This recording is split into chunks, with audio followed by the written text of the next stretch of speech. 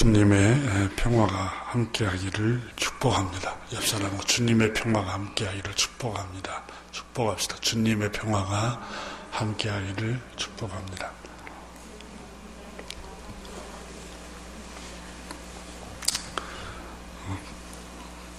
영국의 청교도였던 존 버년이 쓴 옥중의 서신 가운데 철로역정이라는 책이 있습니다. 이 책에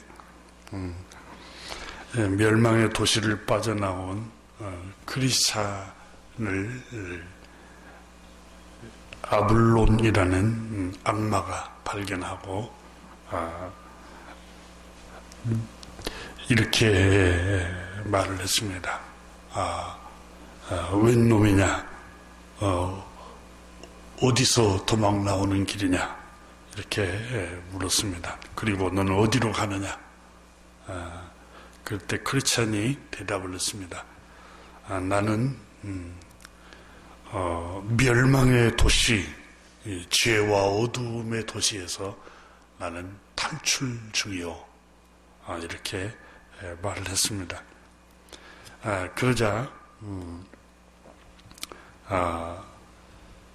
아블론이 멸망의 도시에 빠져 나가는 이 크리스찬에게 말을 했습니다.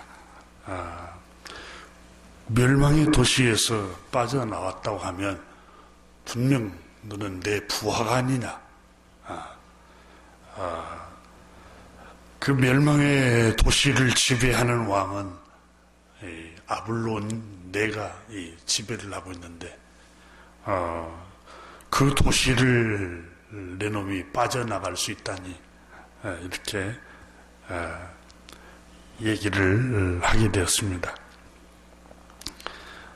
내 놈이 나를 배반하고 죄악의 도성을 빠져 나와서 거룩한 도성으로 저 천국을 향해서 순례의 길을 내가 가는 길이구나. 그래서 크리스찬이 대답을 합니다. 나는 너의 종노릇을 하는 일이 지긋지긋하다. 그만하고 싶다. 이렇게 대답을 하자 이 아블론이라는 악마가 절대로 너를 놓아줄 수가 없다. 그냥 빠져나가게 할 수가 없다. 그리고 온갖 위협을 하면서 다시 멸망의 도시로 끌고 유인하고 유인해서 가려고 합니다. 그러자 크리스찬은 말했습니다. 너의 나라 멸망의 도시에 들어간다는 게 얼마나 곤고하고 비천하고 불안하고 평안이 없는가 모르겠다. 그 성읍은 이렇게 대답을 하자 이 아블론이 계속해서 위협을 합니다. 이것이 이 철로역정에 나오는 한 대목인데 이 얘기가 여러분 존 버년은 인간의 내면 안에 다가오는 이 악마 아블론이 우리를 유혹하고 영적인 전쟁에 관해서 다루고 있는 이야기를 표시를 했습니다. 지금도 우리 안에는 우리 내면에 악한 영, 어두움의 영이 계속해서 우리에게 속삭입니다. 내면에서 패배적인 소리, 부정적인 소리, 어두움의 소리를 계속해서 충동질을 합니다. 우리 내면 안에서 말입니다. 거짓의 아버지 악한 영, 요한복음 8장에 나오는 그 사탄은 우리 생명을 파괴하기 위해서 우리 내면 속에서 계속해서 파괴적이고 부정적이고 또 어둠의 우울한 충동질을 우리 안에서 합니다. 그래서 우리를 완전히 절망을 시키고 낙담시키고 좌절시키고 일어설 수 없도록 계속해서 속삭이는 일들이 우리 안에서 허다하게 일어나고 있습니다. 이 사탄은 계속해서 속삭입니다. 아마 너 형편이 없는 존재야. 너는 무능하고 실패자야. 너는 쓸모가 없어. 이렇게 패배적인 어두움의 소리가 우리 마음속에 자꾸 들려올 때가 있습니다. 이건 어두움의 영이 우리의 영을 파괴시키는 속삭임입니다. 이걸 이길 수 있는 방법은 에베소서 6장에 보면은 성령의 검 곧 하나님의 말씀을 가지라고 그랬습니다. 하나님의 말씀으로 내리쳐야 합니다. 너 실패자야. 그리고 너는 쓸모가 없는 사람이야. 너 생각해봐. 너 형편을 생각해봐. 계속해서 우리 안에 들려오는 부정적인 소리가 있을 거예요. 네. 주님께서는 너 있는 모습 그대로 너는 내 아들이고 내 딸이야 라고 하나님께서 말씀합니다. 그래서 하나님의 말씀으로 우리는 이 영적인 싸움에서 이겨내야 합니다.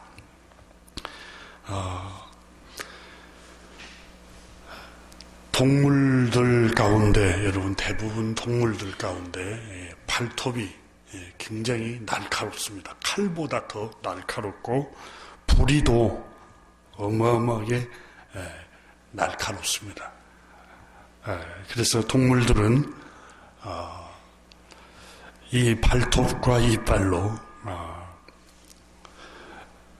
먹잇감을 이렇게 찾아서 찢어서 먹기도 하고 또 자기를 죽이려고 하는 이 적대 세력 동물들 먹이사슬에 거기에 피해서 싸워서 이기기도 하는데 우리 인간에게는 영혼의 싸움에서 이길 수 있는 무기는 하나님의 말씀밖에 없습니다.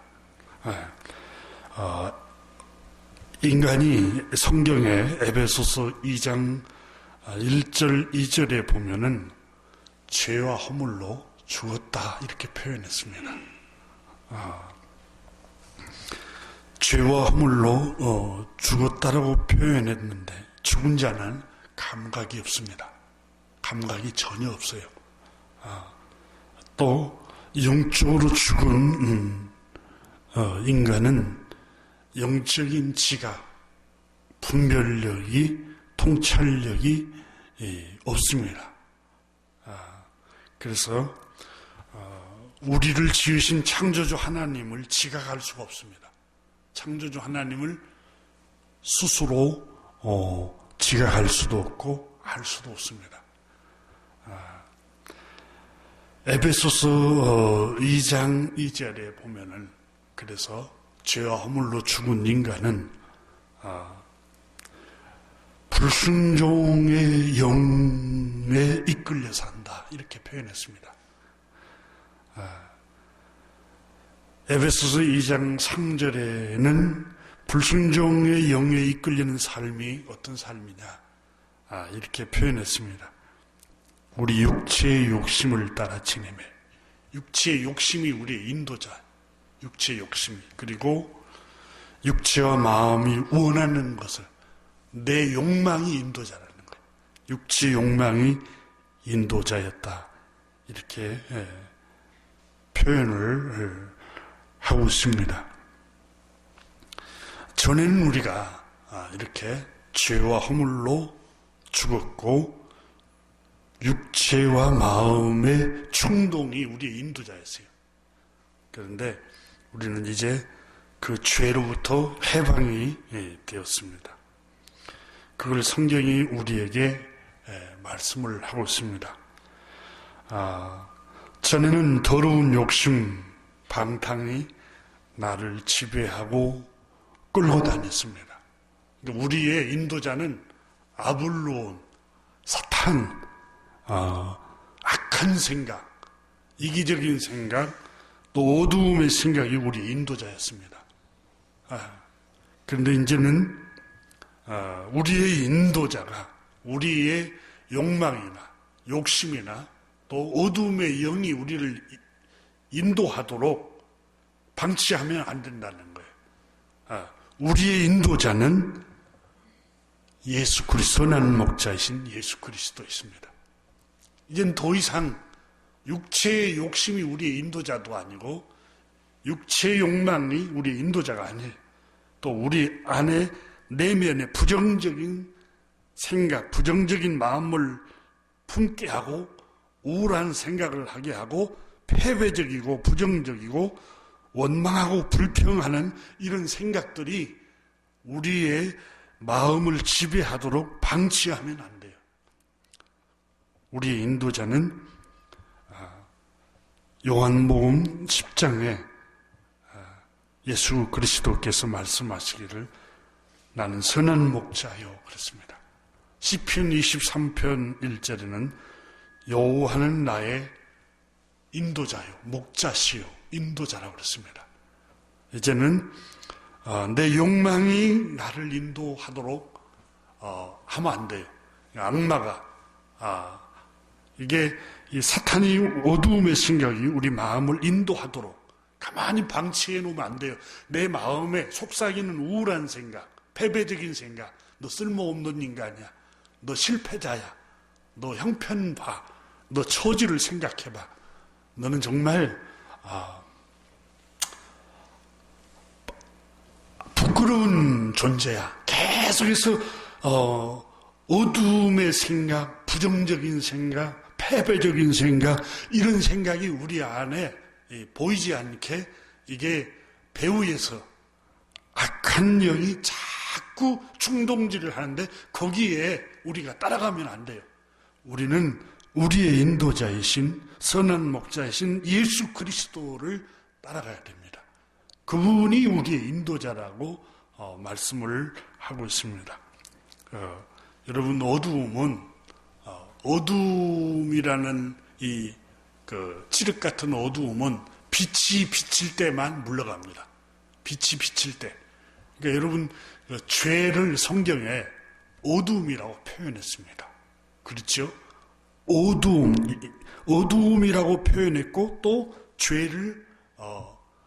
죄에 덮인 사람을 소경이라고 표현했어요. 영적인 소경. 그러니까 어두움, 죄, 소경, 이렇게 앞을 못 보는 거예요. 이게 앞을 못 보는 이 어두움을 물러가게 하는 가장 큰 비결은 빛이 비쳐야 됩니다. 빛이.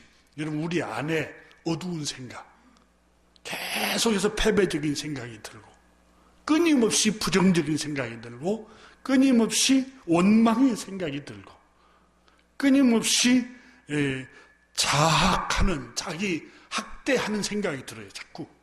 이게 어두움이 그 마음을 덮고 있는 겁니다. 이 어두움을 몰아내는 게 뭐냐? 빛이 들어와야 돼. 그 빛이, 요한복음의 사도 요한은 1장 1절에서 1절 4절에서 이렇게 말합니다. 태초에 말씀이 계시니라.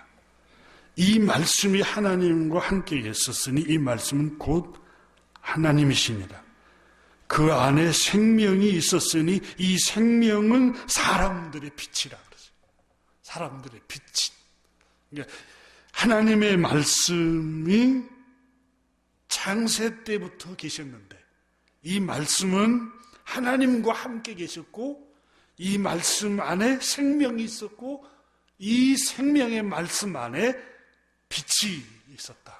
빛이라고 말씀을 하고 있습니다. 그 안에 생명이 있고 이 생명은 사람들의 빛이라.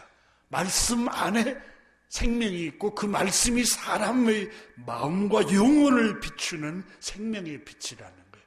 생명을 살리는 빛이다. 그런 의미입니다. 9절에 참 빛 곧 세상에 와서 각 사람에게 비추는 빛이 있었다. 이렇게 말씀합니다. 참 빛, 세상에 와서 각 사람의 내면을 비추는 빛이 있었는데 그게 생명의 말씀인 하나님의 말씀이다. 이렇게 요한복음 1장에서 말씀을 하고 있습니다. 우리 안에 어두움은 빛이 들어오면 어두움은 물러갑니다. 어두움의 생각은 파멸됩니다. 그 빛이 바로 참 빛, 세상에 와서 각 사람에게 비추는 빛이 생명의 말씀, 하나님의 말씀입니다. 그래서 바울 선생은 이 생명의 말씀이 아니고는 어두움을 몰아낼 수가 없다. 이렇게 표현했습니다. 여러분 로마서 7장 7절부터 9절에 보면은 이렇게 말씀합니다.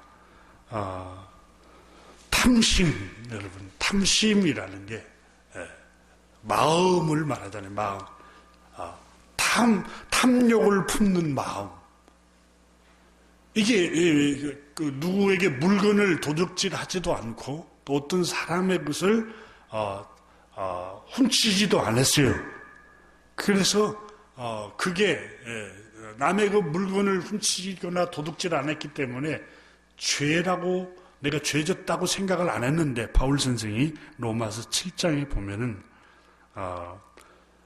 율법으로 말미암지 않고는 하나님의 말씀을 말하죠. 생명의 말씀으로 말미암지 않고는 내가 죄를 알지 못했다.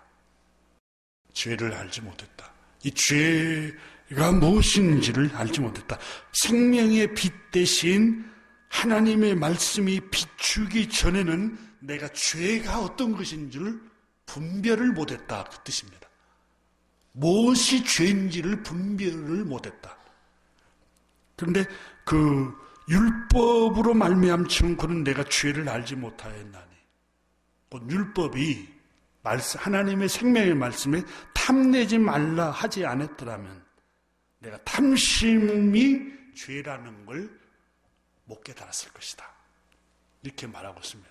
그러니까 이 탐심이 어두움인데 이 어두움의 생각이 죄라는 걸, 어두움이라는 걸 어떻게 알았느냐?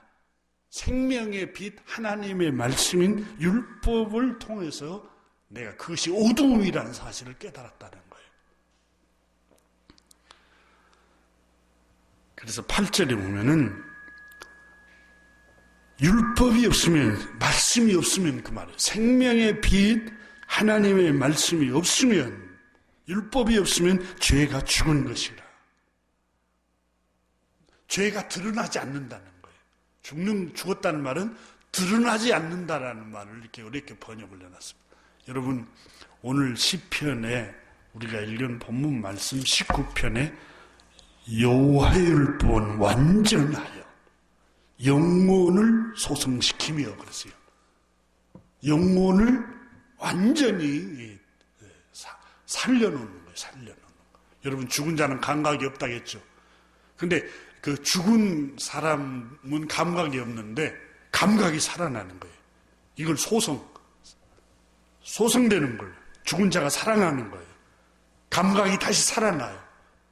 여호와의 율법은 완벽하여 영혼을 다시 감각을 살리고 통찰력을 살려주고 분별력을 살려주는 거예요. 여호와 율법은. 근데 그 율법이 로마서 7장에 바울 선생은 이 율법이 없으면 죄가 죽은 것이라. 죄가 죄인 줄도 몰라요. 감각이 없으니까. 하나님의 말씀이 비추지 않으면 그게 죄인 줄도 모른다는 거예요. 그래서 로마서 7장 9절에 전에 율법을 깨닫지 못했을 때는 하나님의 말씀이 내 안에 비치지 않았을 때는 그 말이에요. 성경을 읽어도 지식으로는 알아도 마음으로 와닿지 않는 경우들이 허다하잖아요. 그러니까 그걸 마음으로 내가 못 깨달았을 때는 내가 의인인 줄 알았더니, 내가 살았더니, 그만 내가 의로운 사람인 줄 알았더니 계명이 이름에 하나님의 말씀이 비춰보니까 내 안에 죄는 살아나고 내가 죄인이라는 걸 알게 되었고 나는 죽을 죄인이구나, 이걸 깨달았습니다 라고 로마서 7장에서 번역을 기록을 하고 있습니다. 율법이 내 영혼, 내 마음과 내 생각을 비추지 않았다면 마음 깊이 내면 속에 아무도 몰라요. 와이프도 모르고 남편도 모르고 자식도 모르고 부모도 모르는 내 마음속 깊은 내 내면 안에 탐심, 욕심을 품는 것이 죄라는 것을 알지 못했을 겁니다. 뭐가? 하나님의 말씀인 그 빛이신 생명의 말씀이 내 생각, 내 마음에 비치지 않았더라면 나는 그게 죄라는 걸 알지 못했을 것입니다 라고 고백을 하는 것을 바울 선생이 로마서에 고백하는 걸 볼 수 있습니다.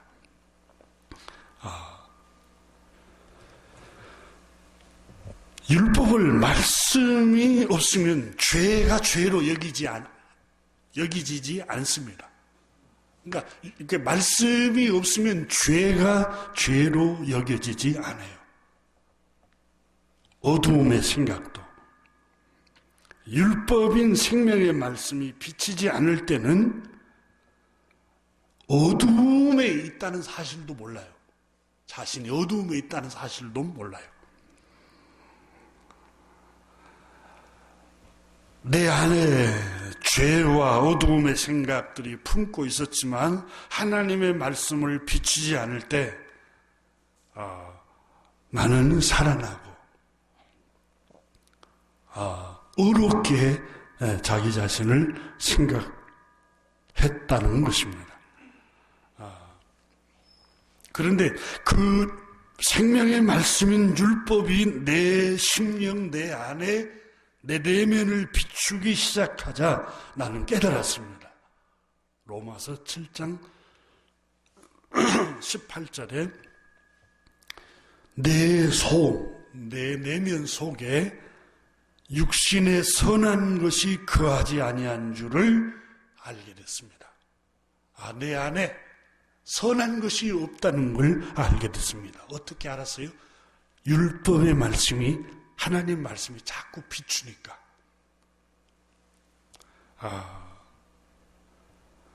그러니까 바울 선생은 자기를 의롭게 생각을 했어요. 말씀이 비추기 전에는, 다시 말하면 자신을 의롭게 생각했다면 교만했단 말이죠. 그러니까 하나님의 말씀이 비추기 전에는 자신이 교만해도 교만한 줄 몰라요. 왜냐하면 어두움 속에 있기 때문에, 그 어두움에 있기 때문에 분간이 안 되는 거예요. 그래서 내가 누구인 줄 알지 못하고 내가 죄인인 줄 알지 못합니다. 자기 자신을 누구인지를, 정체성을 잘 몰라요. 바울 선생은 자기가 유대인 중에 유대인이요, 이스라엘 중에 이스라엘이요, 베냐민 지파 중에 난자요, 또 바리새인 중에 가장 열심히 있는 의로운 사람으로 생각을 했습니다. 또 가말리아 선생 밑에서 공부를 했던 아주 유명한 학파에서 공부했던 사람으로 생각했습니다.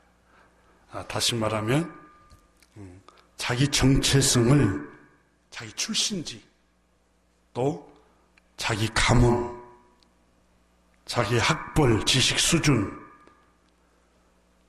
자기가 가진 재능, 그것이 자기인 줄 알았어요. 말씀이 비추기 전에는. 그러니까 쉽게 말하면 이렇습니다, 여러분. 내가 누구인가? 우리 집안이 몇 대손, 또 우리 아버지가 직업이 무슨 법조인, 또 무슨 사회적으로 명성이 있는 그 위치에 있는 사람, 그게 자기인 줄 알아요.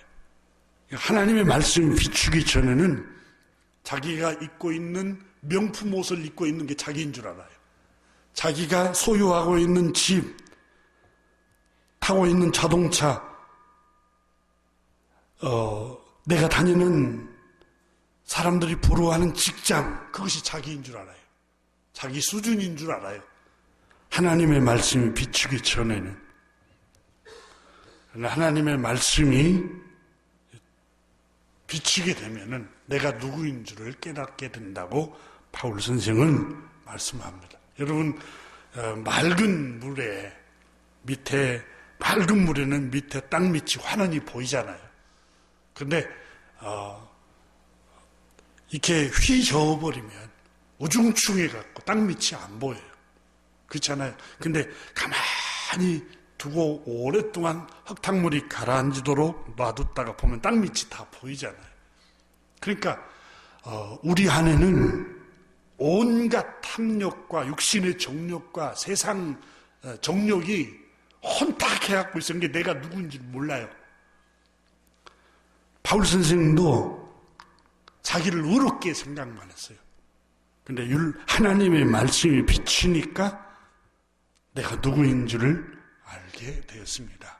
죄인 중에 나는 괴수 중에 괴수입니다. 이렇게 고백했고 내 안에는 선한 것이 하나도 없습니다. 이렇게 고백을 했습니다. 우리 안에 생명의 빛이 비쳐야 내가 누구인 줄 압니다. 우리 내면에 생명의 빛이 비쳐야 돼요. 이 생명의 빛이 뭔고 하면 하나님의 말씀입니다. 시편 119편 105절에 주의 말씀은 내 팔의 등이요 내 길의 빛이니이다 그러죠. 그리고 요한복음 1장 4절은 그 안에 생명이 있었으니 이 생명은 사람들의 빛이라. 그 안에, 그 말씀 안에 생명이 있고 그 말씀 안에 빛이 있었어요. 그러니까 하나님의 말씀이 우리 영혼과 내면을 비추는 빛이라는 거예요. 빛이에요. 탐심을 품은 게 왜 죄야? 몰랐어요. 부정적이고 늘 원망하고 불평하고 험담을 일삼고 이게 죄인 줄 몰랐어요. 근데 하나님의 말씀이 비추니까 환하게 그 어두움이 이게 어두움이었구나. 이걸 알 수 있게 된 거예요. 근데 하나님의 말씀이 비추기 전에는 그 어두움 속에서 살아가니까 그게 생활인 줄 알고 그게 당연한 줄 알았는데 그게 어두움의 일이었어요.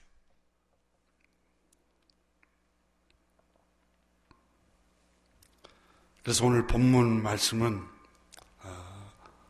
7절, 8절을 보십시오. 여호와의 율법은 완전하여 영혼을 소성시키고 여호와의 증거는 확실하여 우둔한 자를 지혜롭게 하며. 자, 여기서 여러분 여호와의 율법은 또 여호와의 증거는 8절은 여호와의 교훈은 하나님의 말씀을 단어를 이렇게 한 단어 똑같은 단어 쓰지 않고 여러 단어로 바꿔서 썼습니다. 영어 표현도 그러죠. 같은 표현을 똑같은 의미지만 똑같이 쓰지 않고 여러 표현을 합니다. 근데 이 성경에도 하나님의 말씀은 여호와의 율법은 여호와의 증거는 여호와의 교훈은 이렇게 하나님의 말씀은 영혼을 소성시키고 또 우둔한 자를 지혜롭게 하며 그러니까 분별력이 없는 사람을 분별력 있게 만들며 그리고 8절의 여호와의 교훈은 정직하여 마음을 기쁘게 하고 또 여호와의 계명은 순결하여 눈을 밝게 하는도다. 눈을 밝게. 여러분 우리 이해를 잘해야 될 게 여호와의 계명 하나님의 말씀은 우리 시력을 좋게 한다는 말인가? 그 말이 아니에요. 눈을 밝게 한다고 했잖아요. 영혼의 눈, 마음의 눈을 밝게. 그러니까 무엇이 분별력 있게 만들어준다는 뜻이에요. 분별력 있게. 그러니까 성경을 문자로 이해하는 게 굉장히 위험하죠. 눈을 밝게 한다는, 하나님의 말씀 많이 읽으면 눈이 밝아져. 이게 아니라 여기서 말씀하시는 것은 영혼, 마음, 또 순결, 이렇게 여러분 이 19편 시편 7절에 보면 영혼을 소생시키고, 영혼은 여러분 눈에 안 보이잖아요. 우리의 마음, 심령을 되살리고 우둔한 자를 지혜롭게 하며, 여러분 우둔하다는 말은 마음과 뇌를 말하는, 심령을 말하는 거예요. 그리고 8절에는 마음을 기쁘게 하고, 마음을 말해요. 지금 눈을 밝게 한다는 말은 마음의 눈을 밝혀준다는 거예요. 마음의 눈을. 이게 하나님의 말씀은 이렇게 눈을 밝게 해준다는 말씀입니다.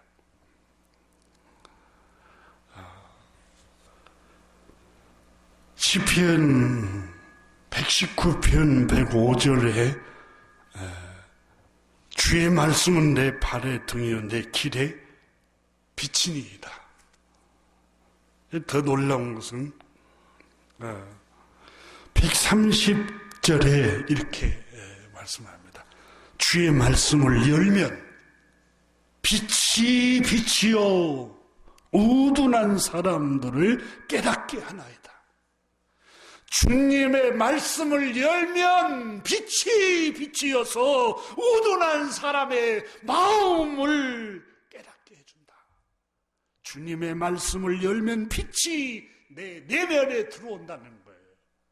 어두움의 생각을 다 드러나게 해주고 어두움을 밝게 만들어주는 거예요. 하나님의 말씀은.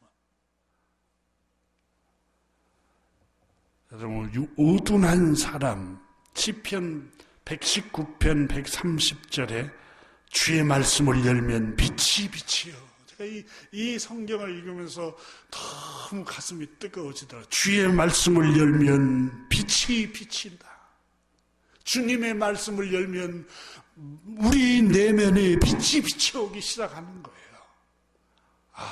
탐심을 품었던 게 옳은 줄 알았는데 이게 죄였구나.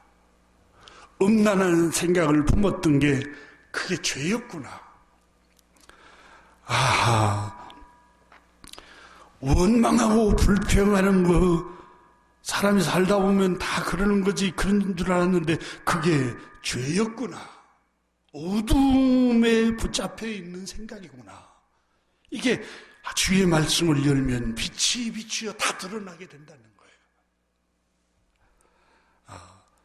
이 주의 말씀을 열면 빛이 빛이여 우둔한 사람을 깨닫게 하나이다. 여러분, 주님의 말씀이 이 칠흑같이 어두운 무지와 질병과 가난이 있는 이 조선 땅에 주의 말씀이 비추기 시작하니까 여러분 오늘날 세계에서 이렇게 잘 사는 나라로 빛이 비치었잖아요. 주님의 말씀이 여러분 가정에 들어가게 되면은 가정이 환하게 빛이 비치게 돼 있어요. 주의 말씀은 영혼을 소생케 하며 주님의 말씀이 내 안에 들어오게 되면은 내 심령이 환하게 비치게 되어 있습니다. 여러분 중에는 나는 어렸을 적부터 교회를 다녔는데 부정적인 생각, 비관적인 생각 이런 것들이 떠나지도 않는데 그러면은 성경도 많이 읽었는데 그럼 이건 어떻게 된 것입니까? 여러분 성경 지식하고 말씀이 심령에 비춰지는 거라고는 틀려요. 성경을 아는 지식하고 그러니까 주의 말씀이 우리 안에 비춰질 때 어두움이 다 드러나게 되는 겁니다. 그래서 바울 선생이 하나님의 말씀이 자기 안에 비치기 시작할 때 오라 나는 공고한 사람이로다 하고 엎드려서 주님 죄인 중에 괴수입니다 이 고백을 한 거예요. 그 전에는 의로움과 교만으로 가득 차 있었지만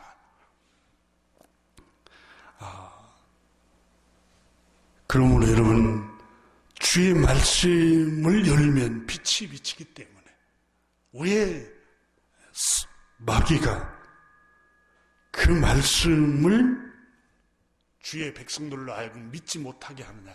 빛이 들어가면 자기가 조종을 못해요. 빛이 우리 안에 들어오잖아요. 생명의 빛이. 그 마귀가 악한 영이, 불순종의 영이 우리 마음을 마음대로 좌지우지하고 왕노릇을 하지를 못해요. 더 이상. 조종하고 통제하고 충동질해 가지고 마음을 유혹을 해서 자기들이 원하는 대로 어두움 속으로 끌고 가지를 못해요. 왜냐하면 생명의 빛이 비쳐서 이게 어두움의 생각이구나. 어두움의 영이 내 생명, 내 영혼을 붙들고 지배하려고 하구나. 그게 드러나기 때문에. 그래서 마가복음 4장 12절 이하에 보면 15절에 보면은 말씀이 길가에 뿌렸다는 것은 이들을 가리킴이니 곧 말씀을 들을 때 사단이 즉시 와서 그들에게 뿌려진 말씀을 빼앗는 것이요. 이 사단 어두움의 영이 말씀을 마음에 뿌려진 것을 빼앗아간다는 거예요. 왜? 말씀이 마음에 비치잖아요. 그럼 어두움이 왕노릇을 못해요. 우리 안에서. 어두움의 영이 우리 마음을 좌지우지할 수가 없어요. 말씀이 비추면은 그 빛이 너무 강하기 때문에 어두움이 정체가 드러나요. 못 견디는 거예요. 못 견뎌요. 이게 여러분 복음서에 보면은 예수님께서 요한복음 8장에 보면은 나는 세상의 빛이라 그랬잖아요. 그렇죠. 예수님이 세상의 빛이기, 말씀이 육신이 되어 오신 빛이잖아요. 예수님이 오시니까 제일 먼저 다 드러나잖아요. 뭐가 드러나요? 여러분, 위선자들, 겉과 속이 다르면서 백성들에게는 의롭게 보이고 겸손하게 보이고 권위 있게 보이고 능력 있게 보이는 종교 지도자들의 그 가증됨이 빛이 비치니까 다 드러나잖아요. 그러니까 어두움이 드러나니까 유대의 종교 지도자들이 자기 추악한 내면의 모습이 드러나니까 예수를 죽여버리려고 하잖아요. 여러분, 귀신 들린 사람들이 하나님의 아들이여 어찌하여 우리를 괴롭게 하시나이까. 귀신 들린 자들이 다 복음서에 보면은 고함을 지르면서 거기에 못 견디고 다 나가잖아요. 왜 그렇습니까? 자기 정체가 드러나니까. 너무 강한 빛이 들어온 거예요. 생명의 빛이. 생명의 말씀의 빛이 들어오니까 어두움의 영이 인간의 인격 안에, 영혼 안에 들어와서 그들을 조종하고 휘어잡고 마음을 충동질해서 통치하고 좌지우지하고 다녔는데 빛이 비치니까 사람의 영혼이 보니까 이게 어두움의 영이 내 영혼을 붙들고 있었는데 그걸 분별을 해내니까 이 말씀이 들어오면 시편에 그랬잖아요. 주님께서 뭐라고 말씀하셨어요? 주의 말씀을 열면 빛이 비친다고 그랬잖아요. 그러니까 주의 말씀이 마음에 말씀을 들었을 때 사단이 즉시 와서 그들에게 뿌려진 말씀을 빼앗는 이유가 뭡니까? 빛을 빼앗아야 어두움의 왕노릇을 할 수 있으니까. 여러분, 하나님의 말씀이 없으면 어두움이 그 사람을 지배해버려요. 하나님의 말씀이 없으면. 하나님의 말씀이 없으면 그가 신부가 됐든 목사가 됐든 종교 지도자가 됐든 수도사가 됐든 말씀이 없으면 여러분 어두움의 영이 그를 지배해버려요. 그래서 마귀는 살을 걸어요. 어두움의 영은 마음에 말씀이 뿌려지지 않도록. 요즘 여러분 설교도 15분, 20분도 많다고 15분 하다고 그러잖아요. 백성들이 싫어한다고. 말씀을 뿌려지는 게 싫어요. 우리 마음속에. 어둠의 영은 하나님의 말씀이 우리 안에 뿌려지면 안 돼요. 그 말씀을 어떻게 해서든 빼앗아서 어둠의 영이 그 인격을 지배하고 그 영혼을 지배하도록 만들고자 하는 거예요.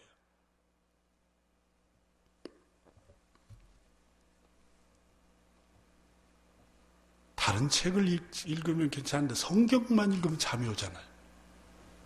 참 요상해요. 하나님의 세상 정치 얘기, 다른 얘기 들으면은 기가 쫑긋한데 하나님 말씀 들으면 왜 잠이 온가 모르겠어요. 이게 물론 피곤해서 잠을 못 자서 잠이 오는 분들은 괜찮아요. 그런데 충분한 휴식도 취했는데 하나님의 말씀만 들으면 잠이 오는 것은 진짜 기도해야 돼요.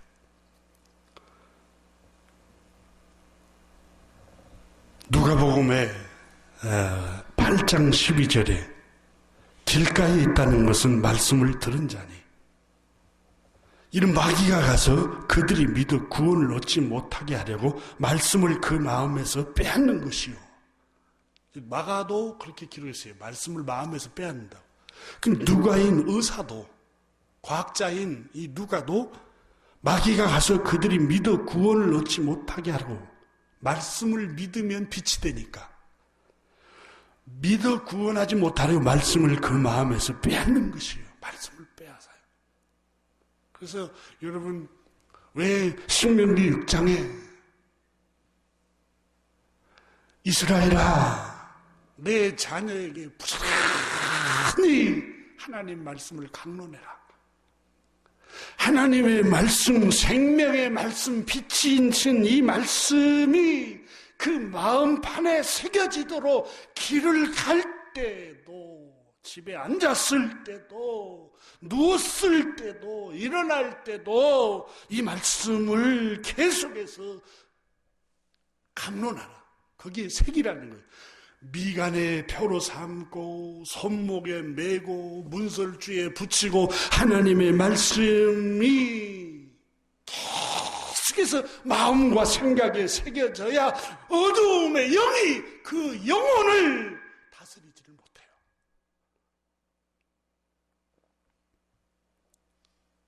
하나님의 말씀이 여러분 우리 안에 비추지 않을 거 아니에요. 그래서 시편 1편에 복 있는 사람, 진짜 복 있는 사람이 누구냐? 우리는 물질이 많고 돈이 많고 사회적인 지위가 높고 이게 돈이 많은 사람이 여러분 복이 있다고 그러는데 시편 1편에는 복 있는 사람은 악인의 꾀를 쫓지 않고 죄인의 길에 서지 않고 교만한 자리에 앉지 않고 오직 여호와 율법을 즐거워하는 거예요.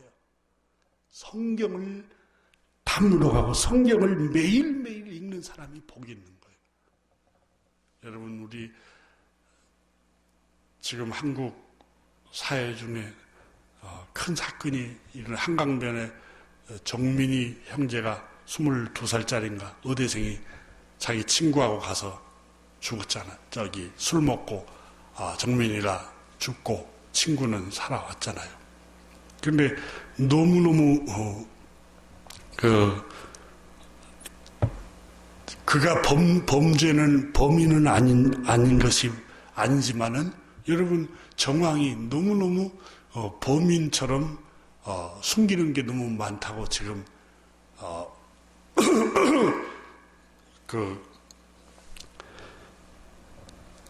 시민들이 한강변에 모여서 우리가 시위를 벌이자고 할 정도로 경찰에서 그 정민이 친구 그 애는 엄마가 변호사, 아버지는 병원원장, 친척은 다 친척 중에는 부장판사, 변호사, 이 권력층이 둘러싸고 있다고 얘기를 하는데 사실인지 아닌지는 몰라도 여러분 그 증거가 될 만한 것은 다 없애버리고 그래서 제가 이 사건을 보면서 하나님 정말 불쌍하게 죽었잖아요. 근데 보면서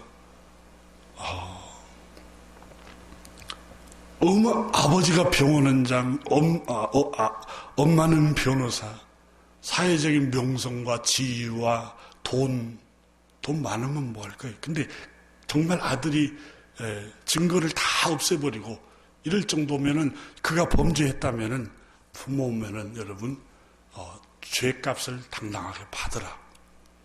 이래야 자식의 교육이 될 거 아니에요. 지난 주간에 또 빚을 1억 5천 빌려줘서 안 준다고 자기 아들 10대 아들을 데리고 아들 친구 2명까지 동원해갖고 살인을 해버렸어요. 어떻게 그럴 수 있을까? 그런 생각이 들어요. 자기 아들하고 같이 가서 사람을 죽이는, 이게 눈이 어두운가 봐요. 눈이 완전히. 생각해 보세요. 눈이 너무너무 어두워버린 거예요. 지금 이게 분별을 못하는 거예요. 분별을. 돈보다 또 여러분, 자식이 뭘 배우겠어요? 뭘. 조선일보의 보도, 방씨 일가들 보도됐잖아요. 그 와이프가 지하실에 갇혀서 남편과 자녀들한테 두들겨 맞으면서 스스로 못 견뎌서 자살하도록 하는 거. 우리나라에 크게 보도가 됐잖아요. 최고의 언론사, 최고의 부를 갖고 있는데 그 아버지하고 자식이 친엄마를 이렇게 학대를 하고. 여러분, 돈이 많으면 뭐 할 거예요? 그렇잖아요. 근데 부가 복이에요? 또 물질이 많아지는 게 복입니까? 절대 복이라고 할 수가 없어요. 여러분, 아마존 CEO 돈이 많으니까 여러분 결국은 또 이혼을 하고,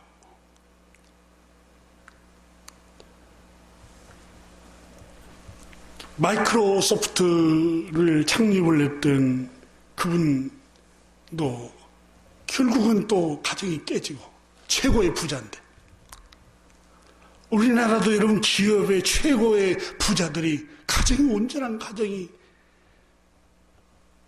정말 유지하기가 힘든가 봐요. 이 부라는 게 좋은 게, 솔로몬 보세요. 부 때문에 여러분 타락하잖아요. 그죠? 아굴이라는 분이 기도하면서 하나님 나에게 너무 부여하게 하지 마세요. 너무 부하면 내가 죄에 빠질까 두렵습니다. 너무 가난하면 또 속에서 남의 것 가져갈까 봐 두렵습니다. 그러니까 부하게 해도 마시고 가난하게 해도 하지 말아주세요. 평범한 게 얼마나 큰 축복인가 몰라요.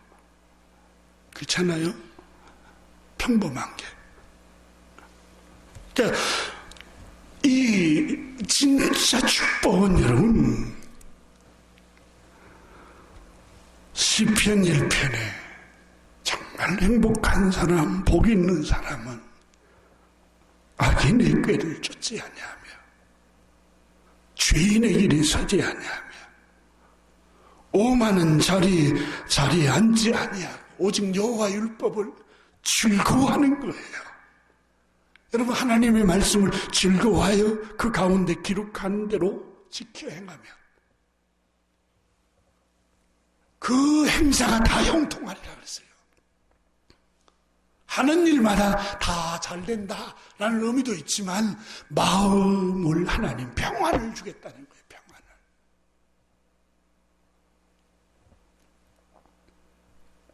하나님의 말씀이 비춰질 때 놀라운 일이 일어납니다. 주의 말씀을 열면 빛이 들어옵니다. 주의 말씀을 열면. 말씀을 열어서 우리 영혼이 빛이 들어와야지. 어두워지면, 여러분, 돈의 눈이 어두워지면 안 보이는 거야, 안 보여. 그 정민이 사건도 아마 시기심 때문에 그러지 않겠느냐, 그 생각이 혼자 해봤어요. 시기심은 여러분 정말 무섭습니다. 성경에 시기심이 들면 가족도 필요 없어요. 가족들끼리 시기심 들어도 시기심에 한번 눈이 씌어지고 어두우면 죽여버려요. 가인이 아벨을 죽여버리잖아요. 형들이 동생 요셉을 노예로 팔아버리잖아요.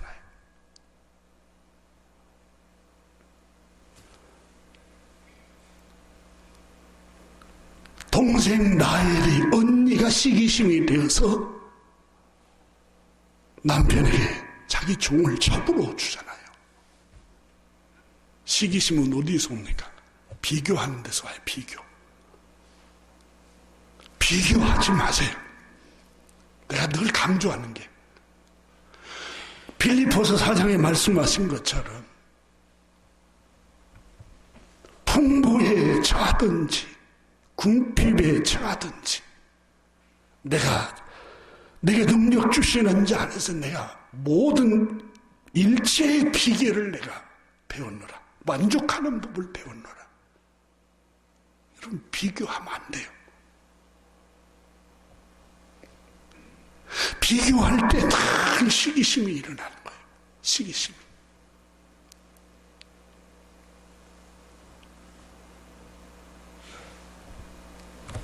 인간의 정말 그 열등의식이라는 게, 열등의식에 사로잡히게 되면은 자기보다 더 우월한 사람들 보면 시기가 나는 거예요. 겨우 여러분, 이걸 극복하는 비결은 시편 기자가 우리에게 말씀을 했습니다. 주의 말씀을 열면 빛이 비쳐 들어온다. 성경을 열으세요. 매일 바빠도 읽으세요. 하루에 3장씩